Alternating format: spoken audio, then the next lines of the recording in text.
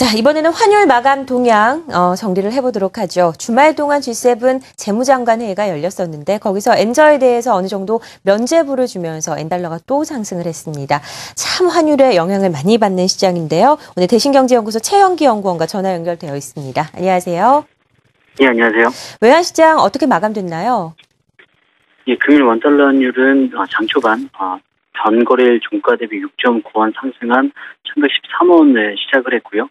이후 1116원까지 상승폭을 확대하다가 장 막판에 1111.7원으로 좀 하락 마감을 했습니다. 일단 2차 엔저 국면에 대한 우려 자체가 국내 증시를 좀 짓눌렀고요. 또 외환 당국의 경계 심리 자체가 확산됐기 때문인 것으로 보고 있는데요. 일단 말씀하셨다시피 지난 주말 주요 7개국 재무장관 회의가 있었습니다.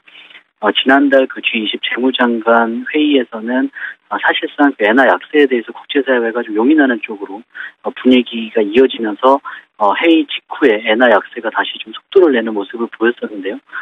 근본 회의에서도 엔화 약세에 대한 어떤 용인은 없었지만 반대로 그 직접적인 비판도 없었다는 점에서 엔화 약세의 어떤 장기화에 대한 우려가 이전보다는 분명히 높아졌다는 판단이고요.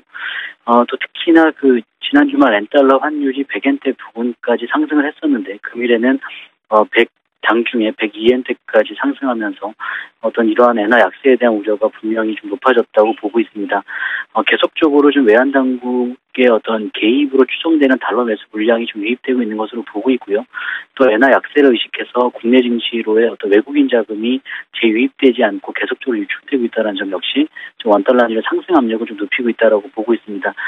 일단 100엔대를 상회하는 구간에서는 엔화 약세 속도가 좀 조절에 나설 것이라는 예상을 여러 차례 좀 말씀을 드리고 있는데요.